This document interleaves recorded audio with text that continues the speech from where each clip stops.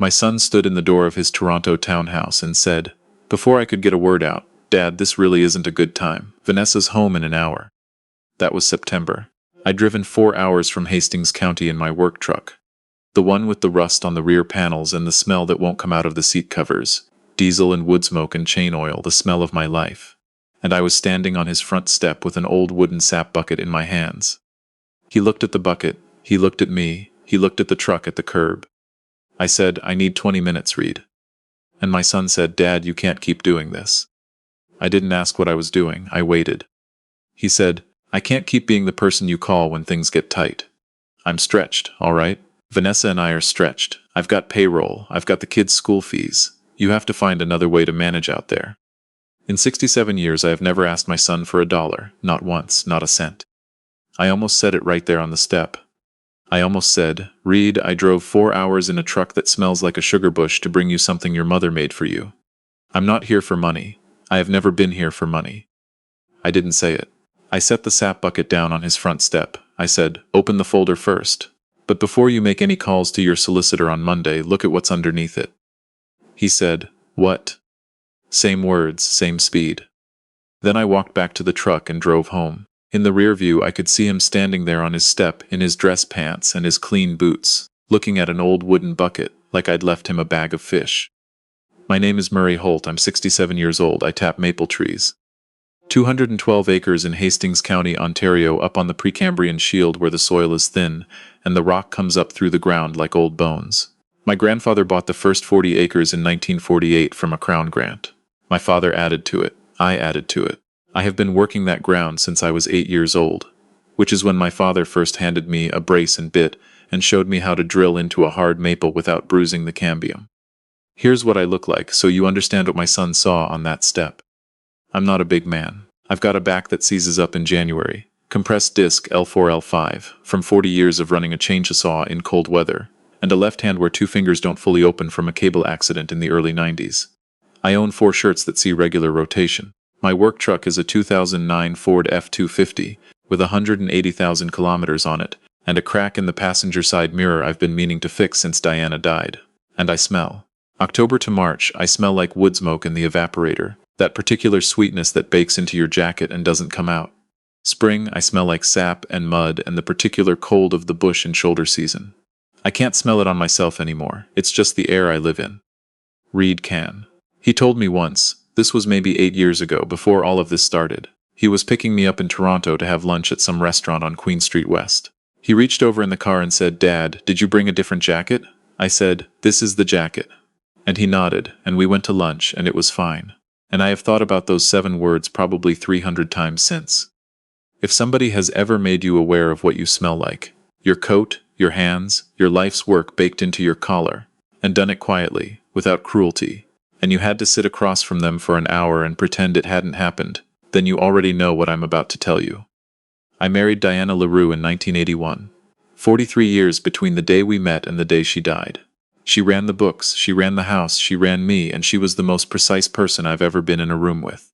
She died in the sugar shack in March 2020, the 3rd week of the season, while the evaporator was running and I had stepped outside to check a line. 2 minutes. I came back and she was on the floor. An aneurysm. She was 64. I stopped the evaporator and I stood there in the steam and the smell of boiling sap, and I didn't know what to do with my hands. I'll come back to the sugar shack. Everything in this story comes back to the sugar shack. We had 2 kids, Jules, who's 43 and a registered nurse up in Kingston, and Reid, who's 41 and lives in Toronto. Reid is the one we're here for, and I want to be honest about him before I say anything hard, because I'm going to say some hard things and I don't want to be unfair at the beginning. Reid was a good kid, that's the straight truth. Jules was the difficult one. Jules argued with me about everything from age 6 to age 21, and I'd walk through fire for her, and she knows it. Reid was the one who wanted to make things smooth. When he was 10, he used to come out to the sugar bush with a thermos and just sit on a stump at the end of a row while I worked the taps, not saying anything, just being there. Nobody starts out badly. Something happened to Reid when he was about 15. I know exactly what it was, and I've never told him I know. A timber buyer from a firm out of Belleville came out to the property in 1998 to look at some hardwood I was thinking of selling. I'd done business with this man's company before. He walked my lot with his hands in his pockets, and he looked at my stand of hard maple and my sugar bush, and he gave me a number that was an insult. He said it pleasantly, patiently, the way you explain something to a person who doesn't quite understand. And I took the number.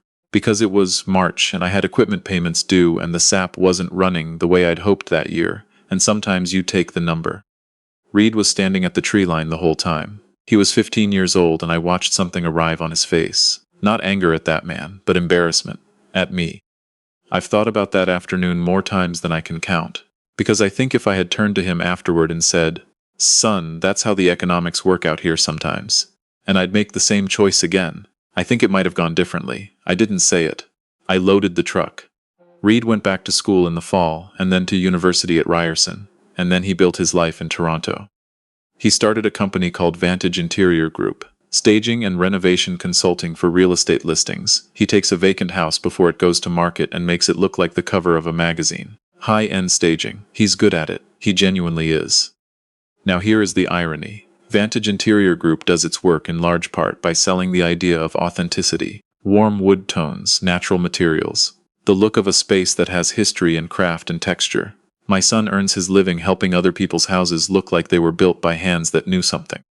He has never once used his father's property in his marketing. Not a photograph, not a line. 212 acres of mixed hardwood and heritage maple, a sugar bush that's been running since 1962. A hand-hewn log storage building his grandfather put up in 1954. It has never appeared in a pitch. He didn't hide it. It just never occurred to him that it was worth anything in that context. He married Vanessa when he was 32. Vanessa is from Ottawa, from a family that has money the way some families have furniture. It's just always been there and nobody talks about it. She has been perfectly polite to me every time we've been in the same room. Her mother, Genevieve, is another matter. They have 2 kids. Addie, who's 11 and reads the way Diana read. 3 books on the go, all of them face down on different pieces of furniture. And Cormac, who's 8 and is a complete maniac in the best possible way. All right, the money.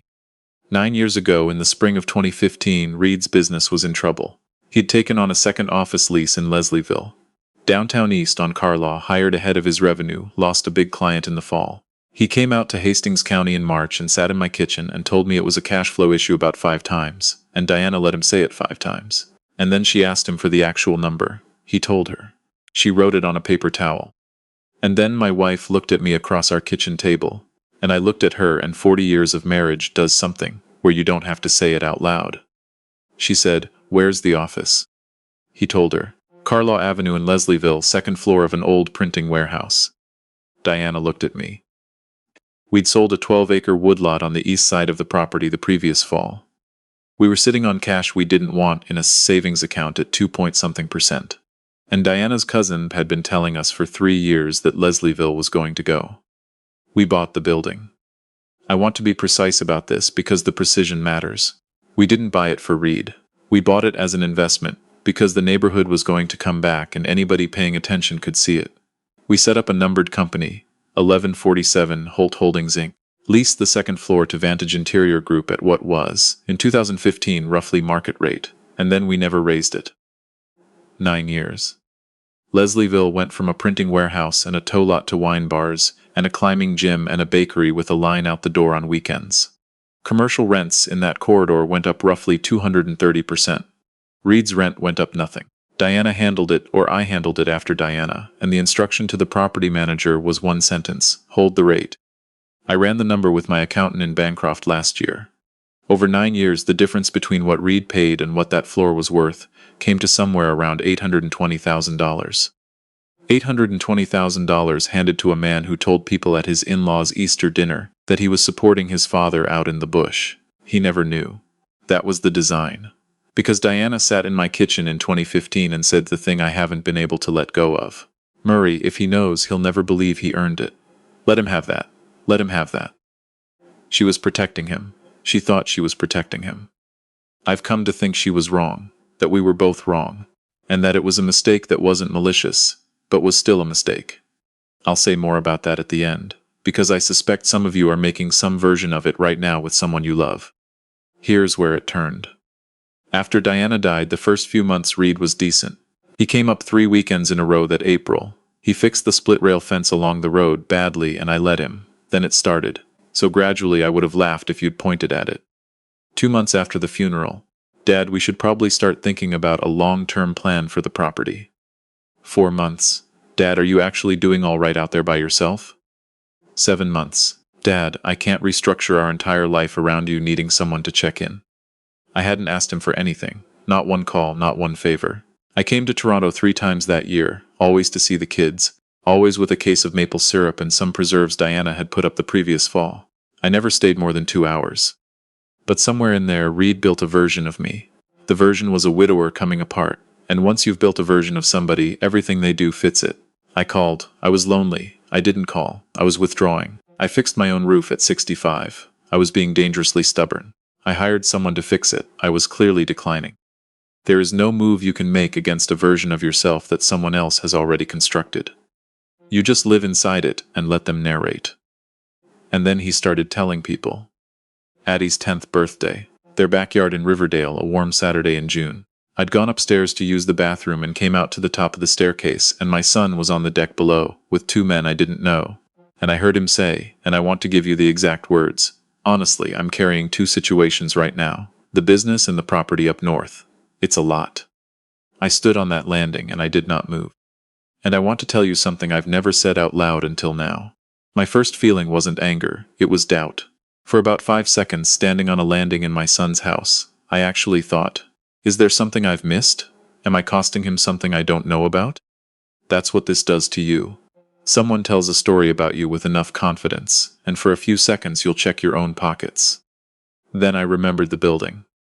Later that afternoon, Vanessa's mother Genevieve found me near the drinks table and put a hand on my arm and said, Reid has been such a support to you this year. You're lucky to have him. And I looked at that woman and said, so it seems. 2 words and a nod. And I want to ask you something I have genuinely turned over for 2 years. If your own child was telling people they were carrying you financially, while you were quietly carrying them, would you correct it right there in front of everyone? Or would you keep your mouth shut and see exactly how far they'd take it? I kept my mouth shut, and my silence read as confirmation. Every month I didn't correct it, Reid got a little more certain. A man who's certain gets bolder. By the 3rd year, he wasn't performing anymore. He'd actually started to believe it. Then came the afternoon I drove up to Toronto to drop off a case of maple syrup for the kids. Addie goes through it like water, and pulled up to the house. Reid was on the phone in the kitchen, door half open. I heard him say to whoever was on the other end, realistically, the Hastings property is the asset. He's not going to be up there much longer, and between you and me, I'm not sure he's got the capacity to manage it the way he used to. I set the case of syrup on the porch. I got back in the truck and drove home. I didn't turn on the radio for the first hour, and when I got to the property, I went out to the woodlot, and I bucked birch logs for 3 hours in the dark with a headlamp on. That's what I did. 67 years old, 9 o'clock at night, alone in the trees with a chainsaw, making clean cuts, because when I'm angry I need my hands doing something correct. Now I have to tell you one thing about sugar maples, and it's the only technical part in this story, and everything that comes after runs through it. A hard maple, Acer saccharum, can live 300 years if you treat it right. The health of the tree isn't in the crown. You can have a maple that looks perfect from the road and is rotting from the center out. The only way to know is to core it. You drill a small bore, draw a cylinder of wood, and you read the rings. Wide rings, good years, narrow rings, hard ones, drought, frost, disease, all of it's in there, 10, 20, 50 years back. But here's what people miss. You take a core from the wrong angle, and you don't get the reading you think you're getting. And if you take too many samples from the same tree, trying to prove something you already believe, you weaken it right at the bowl, right where it needs to be sound. My son has heard me say this since he was 12. You read a tree right or you don't read it at all. A bad reading is worse than no reading. He put a version of that line on his company's website once, under the heading Our Philosophy. I saw it. I stopped wondering that night whether Reid was simply afraid of something. I started wondering what he was preparing for. I called my solicitor, Catherine, in the morning. What she found over the following 2 weeks, I'm going to give you quickly, because the legal part is tedious, but you need it. 1. The lease for the Carlaw Avenue space was in its final renewal period and expired October 31st. Under the terms, continuation required written notice from the landlord. That's me, through 1147 Holt Holdings, and without it, tenancy converted to month at market rate, which by 2024 numbers was roughly 2.8 times what Reid was paying. 2. Vantage Interior Group had in 9 years never once posted a net profit that exceeded the rent subsidy. Not in a single year. Catherine put the 2 columns side by side on one page, and I sat with that page for a long time. Every year my son had been up. He'd been up by less than the difference between what he paid and what the space was worth. There was no business. There was a talented man in a building his parents bought him. 3. In August, Reid had pulled the registered deed history on the Hastings County property from the municipality, which anyone can do, but you don't pull your father's deed history in August without a reason. Catherine said, "Murray, do you want my opinion or do you want me to do the work?" I said, "Do the work, then tell me your opinion." She said, "He's building a file." All right, the front step. It was the 3rd Saturday of September and it had been raining since Thursday. Not hard, just that Ontario fall rain that's cold and personal and finds the back of your collar no matter what. I drove down to Toronto with the old wooden sap bucket on the seat beside me. Galvanized steel bale, hand-staved maple, the kind we used before plastic took over everything. My grandfather's. We have maybe a dozen of them left in the sugar shack. Inside the bucket was a folder. Under the folder was something else. I'm not telling you what yet. I want you to understand what that drive actually was for me. It was not a confrontation I was planning. In the woodlot with the headlamp I had decided something. I was going to give my son one clear shot at being the man I thought I knew. 15 minutes, just the 2 of us, I'd tell him everything. The building, 9 years, all of it, and then hand him what was under the folder. That was the plan. I never got the first sentence out. I pulled up to the house and I could see the whole thing through the front window. Dinner in progress. Genevieve on the sofa. Cormac doing something on the floor. And Addie at the table with her hair pinned up the way Diana used to wear it on the days she ran the evaporator. That nearly took my legs out from under me. I knocked. Reid opened the door. I watched his face do the arithmetic in about 2 seconds. Eyes going from me to my coat, to the bucket, in my hands, to the truck at the curb, and back to me. Every one of those a data point filing itself under a conclusion he'd already reached 3 years ago. He didn't say hello, he said, "Dad, what is it?" Not a question. The tone of a man opening a bill he wasn't expecting. I said, "I need 20 minutes.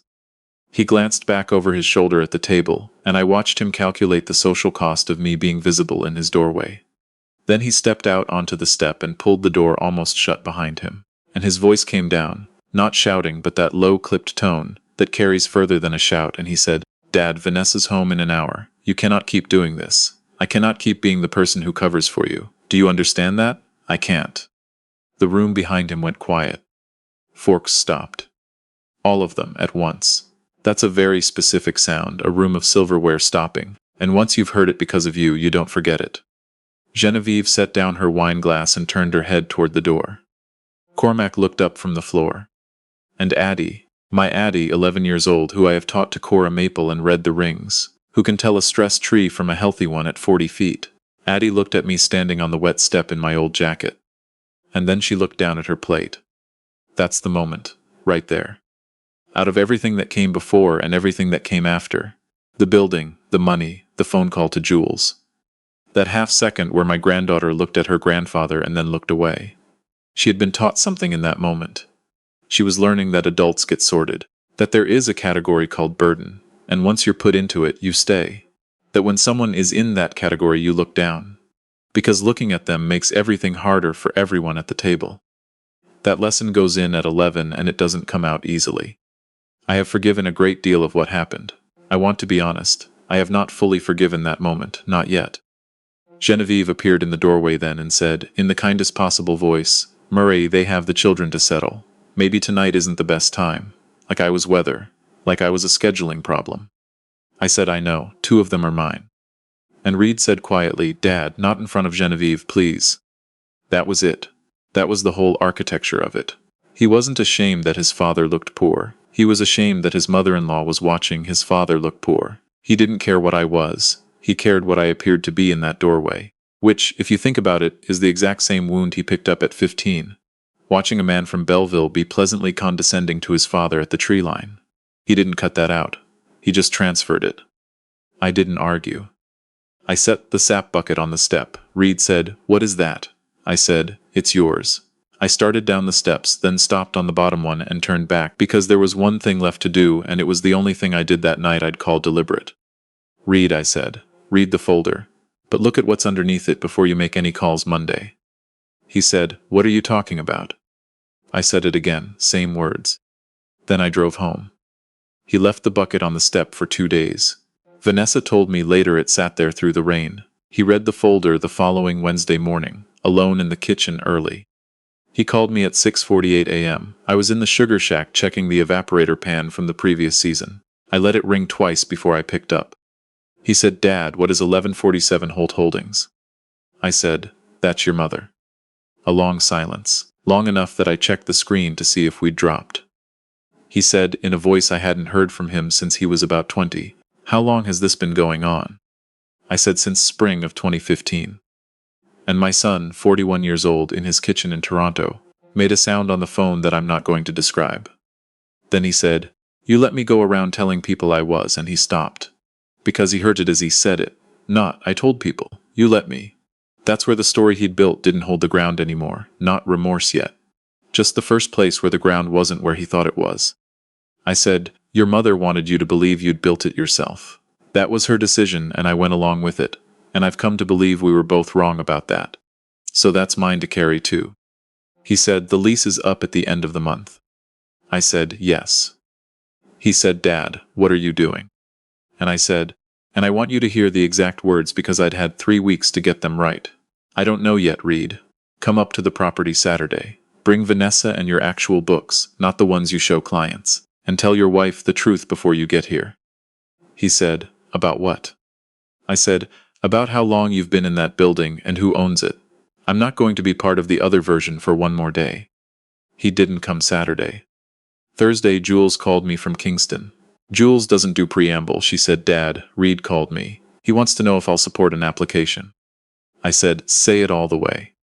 She said, "He wants to petition for guardianship of your property. He's been telling people your judgment has been compromised since Mum died. He mentioned the woodlot you sold in 2015. He used the phrase capacity concerns." I was standing in my kitchen. The same kitchen where Diana wrote a number on a paper towel in 2015. Jules said, "Dad, are you there?" I said, "What did you tell him?" She said, "I told him to go to hell and then I called you. I want to tell you I fell apart. I didn't. I want to tell you I went white hot with anger. I didn't do that either. What actually happened was that everything in me went very still and very clear, the way it does when the temperature drops through -4 in March and you've got sap in the lines and wind coming. You don't panic on a cold snap. There's no room for it. You start doing the next correct thing and then the next one. Here's the difference, and it's the hinge of everything. Until that phone call I had believed my son was afraid. Afraid people do ugly things. Afraid people say things on front steps they'd walk back in daylight. You can come back from afraid. I would have driven all the way to Toronto to help him come back from afraid. This wasn't afraid. This was a plan. This was a man who, given the choice between telling his wife the truth and having his father declared legally incapable of managing property, sat down and chose the second one. That's not a crack in the wood. That's rot at the bowl. And you know what I know about rot at the bowl. By the time you can see it, it's already a foot deeper than your eye tells you. I called Catherine and said the sentence I hadn't let myself say for 2 years, send the non-renewal. She was quiet for a moment. Then she said, "Murray, if I send this, his business won't survive a year at market rate." I said, "Catherine, it hasn't survived any of the last 9. He just doesn't know it yet. The last weekend of October is when I run the final maintenance on the equipment before the season. Clean the evaporator pans, check the tap lines, close up anything that needs closing before the freeze. I do it every year." Diana started calling it the last day back in the early 90s and the name stuck. I invited them all. Reid, Vanessa, Genevieve. Jules drove up from Kingston. My neighbor Ed Kowalski, who leases my East Woodlot and has worked alongside me for 11 years. The kids, Addie and Cormac, which I thought about for a long time and which some of you are going to question, and I'll take that. I told them it was the year-end maintenance lunch, which was true. We do one every year. Reid came because he thought I was going to back down. I know this because Vanessa told me afterward. She said he told her in the truck on the way up. He'll walk it back. He hates confrontation. He always has. 41 years, and that was what he had on me. The sugar shack at the Holt property is a 40-foot board and batten building, built by my father in 1964 and added on to once. There's an evaporator pan down the center, a wood-fired arch underneath, the steam vent in the roof ridge, and shelving along the north wall where Diana kept her finishing equipment and her notebooks.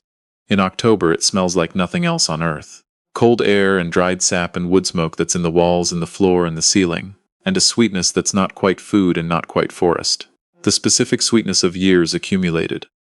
I had the evaporator running when they pulled in. Not boiling, no sap in October, but running the flush cycle, steam coming off the pan, the burner going underneath. The whole shack full of that smell. I wanted them to walk into my work, not my kitchen, my work. They came through the side door around 11. Reid in a jacket with the store fold still in the collar. Vanessa in good boots. Genevieve in a wool coat that she held closed like the steam was going to get on her.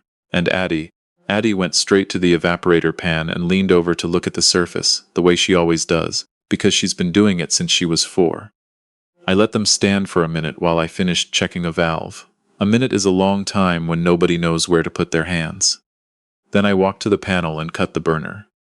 The fan ran down over about 10 seconds, and then the sugar shack went into the enormous silence of equipment that has just stopped. Nobody said anything. Ed, who's worked for me 11 seasons and has more sense than most people I know, took his gloves off quietly and walked outside. I climbed down from the platform. At 67s it takes a moment, and I let it take a moment. I said, "Thanks for coming up." Reid said, "Dad," and I put my hand up, just my hand, and he stopped. I said, "I'm going to say this once, all the way through, then anybody can say whatever they want." And I told them all of it. Standing there with my hand still showing the grease from the valve work. I told them about 2015, about Diana writing a number on a paper towel, about the building on Carlaw. I told them the name of the numbered company. I told them 9 years. I told them the number, $820,000 in below-market rent, and I watched that number move around that shack like a dropped tool. Genevieve's face, I'm going to be honest. There was something in me when I said that number and watched her register it. I'm not proud of that. But it's true. Vanessa didn't react. She'd known since Monday. She'd made Reid tell her Monday night, which is the single most impressive thing anyone did in this entire story. She told me later she'd sat across from him at the kitchen table and said, "Tell me everything, all of it, and don't edit." And he had. Or almost all of it. Then I told them what Diana had said. Let him have that. And I said that was her call, and I went along with it. We thought we were handing him confidence. What we actually did was give a man a foundation and let him believe he'd laid it himself, and then act surprised when he started thinking he was above the people holding it up. Reid was staring at the floor. I said, 3 weeks ago I drove to Toronto with 15 minutes of talking to do. I was going to tell you all of this privately, sitting down, with nobody watching, and you put me off your step in front of your children. He said quietly, "I was dealing with a lot that night." I said, "I know, that's why I asked you to come up Saturday." He looked up. "You didn't come Saturday," I said. "Do you want to tell everyone what you did instead, or should I?" The shack got quieter than I would have thought possible. Jules said from over by the shelving, "I'll tell it." Reid said, "Jules, just the name." My daughter said, "He called me and asked me to support a petition to have Dad declared incapable of managing his own property." Vanessa made a sound. She hadn't known that part. He'd told her about the building Monday. He had not told her about the call to Jules. And I watched Vanessa turn her head and look at her husband. I want to describe that look carefully because it was the actual verdict in this story, more than anything I said. It wasn't rage. It was the expression of a person who is quietly and methodically recalculating something they'd believed for 11 years. Genevieve said, "Is that true?" He didn't answer. He stood in my sugar shack on the last working day of my season, with his hands in the pockets of a jacket that had never seen a day of work, and he did not answer his mother-in-law's question. That was the answer. I looked at my son standing there, and I saw him at 15 at the tree line, watching a man from Belleville be pleasantly condescending to his father, and deciding in that moment that he would be anything on earth before he was that. And I understood him. Not forgave, understood. He wasn't wrong that the world does that. The world looked at my father and decided he was the kind of man you could be patient with while you took the better deal. It looked at me and decided the same. Reid saw it happen at 15 and it burned itself into him, and he spent his whole adult life building a version of himself that would never be in that position. The problem is he built it entirely out of appearances, and once appearances are the whole structure, anyone who threatens them becomes a threat to everything, including your own father in a stained work jacket on a front step. That's not evil. I want to be careful about that. It's a category error he made at 15 and never went back to examine. He decided that because I chose to look like what I was worth less than what I was. And once you've decided someone is beneath you, everything you do to them stops feeling like harm and starts feeling like management. He wasn't trying to destroy me. In his own accounting, he was managing a situation. Honestly, that's harder to sit with than outright malice would have been. I said, the non-renewal went out 2 weeks ago. The lease ends October 31st. I'm not taking your company. I own a building and I've stopped subsidizing it. That's all that's happened. Reid looked up and said what they always say. You're destroying everything I built. I had 2 weeks to get the next sentence right, so I'm going to give it to you exactly as I said it. Son, if my signature is the only thing holding it up, it was never a business. It was a hobby I was quietly paying for. He took a step forward, not physically, just the involuntary motion of someone who has been landed on solidly. He said, you've been controlling this for 9 years without telling me. I said, that's fair. That stopped him cold. I said, that is genuinely fair, Reid. You didn't consent to any of it. Your mother and I made decisions about your life without asking you, and we let you believe something that wasn't true for 9 years, and you never had a say. That's a real grievance, and you're entitled to hold it as long as you need to. Then I said, and it doesn't touch what you said to Jules on that phone call. He didn't have anything for that. Addie had been standing by the evaporator the whole time. Through all of it. And when the shack went quiet and nobody knew where to look, my granddaughter walked the length of that building, past her mother, past her grandmother, past her father, and came and stood next to me. She put her hand on the frame of the evaporator, right where the steel meets the arch, and she looked at the floor. She didn't say a word, she's 11. But she walked the length of that building and stood next to me, and that came closer to undoing me than anything in the previous month. Because that was the correction happening in real time. The lesson getting untaught, right there in front of everyone, by a kid who had worked it out entirely on her own. What happened after, I'll give you plainly. Vantage Interior Group did not collapse. I want to say that straight, because I know how these stories usually go and I won't lie for a better ending. Reid moved out of the Carlaw space in December. He's operating out of a smaller unit in Scarborough now, 2 staff instead of 6. He let people go who had been with him for years, and I know that cost him something real, because 2 of them had been there almost from the beginning. He sold the truck. He and Vanessa refinanced. The agency is still going. It's smaller, and for the first time it's actually his. Vanessa stayed. That surprised more people than just me. She told me over coffee in the spring. I'm not leaving over the money. I want to see what he does now that he knows. Which is about the most clear-eyed thing I've ever heard anyone say about a marriage. Genevieve has been polite and careful in the 2 times I've seen her since. I'll survive that. Reid came up to the property in June, alone on a Saturday driving a 9-year-old Subaru. He stood in the driveway and said, "Can I walk the woodlot with you?" Not can I come in, not can we talk. Can I walk the woodlot? I want you to know I thought about saying no. I stood there in my own driveway, and for about 10 seconds I actually considered it. I'm glad I did. It meant I wasn't just reflexively relenting. I said, "Get your boots out of the car." We walked for about 2 hours. He did most of the talking, and I'm not going to give you all of it because some of it belongs to him. But he said one thing I'll share with you. He said, "The worst part isn't the money. The worst part is I don't know how much of what I built is actually mine, because I've never done any of it without something underneath me. And now I genuinely don't know." I said, "Nobody knows until the bottom's not there anymore. That's what the next 20 years are for." We shook hands at his car at the end of the lane like 2 men closing on equipment. It was exactly right. All right, what was under the folder? Reid asked me in June at the car. He said, that night, the bucket, what was under the folder? I read the folder Wednesday. I never looked underneath it. 3 weeks on his porch, then in his garage. He read the folder at 6:48 in the morning and set the bucket aside, never lifted it. I took him back inside to the sugar shack. Diana's coring notebooks. Spiral-bound 22 years of samples and measurements in her handwriting. Every hard maple she'd catalogued on the north end of the property. Every ring count, every note about the growing season that year. And folded into the back cover was a hand-drawn map of the North Stand, in her hand, with 12 acres on the North Ridge outlined in pencil and 2 letters written inside it, R.H. In 1999, 2 years after the afternoon at the tree line, 2 years after that look on Reid's face that I never told him I'd seen, Diana had started selecting from that stand. Better genetics, higher sugar content, more disease-resistance rootstock. She had been coring and selecting and mapping for 22 years. By the time she died, she had 12 acres of the most consistent, highest yield hard maple on the property. And it had never been given a name because she was still watching it. She was still not sure. She told me maybe 18 months before she died that when she was certain, really certain, she wanted it named for our son. Not because he'd earned it. She was very clear about that distinction. She said, "He'll never be able to buy this one, Murray. It's the only piece of any of this that money can't touch." Reid sat in the sugar shack for a long time with his mother's notebooks open in his lap. He's been coming up on weekends since July. He borrowed Diana's coring kit last month and went up to the North Ridge alone for 3 hours. When he came back, he said, "She marked every good one." I said, "Everyone, 22 years. He said, "And she never told me." I said, "She thought it was better for you not to know." Neither of us said anything after that. We both just sat in it for a while, because we were both inside the same mistake, only at different ends of it.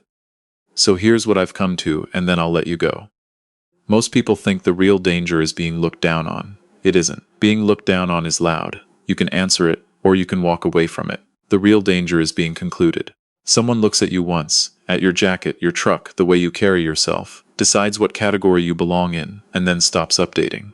After that, nothing you do can reach them, because everything gets filed under the conclusion they already made. Work hard, you're being stubborn. Rest, you're declining. Show up, you want something.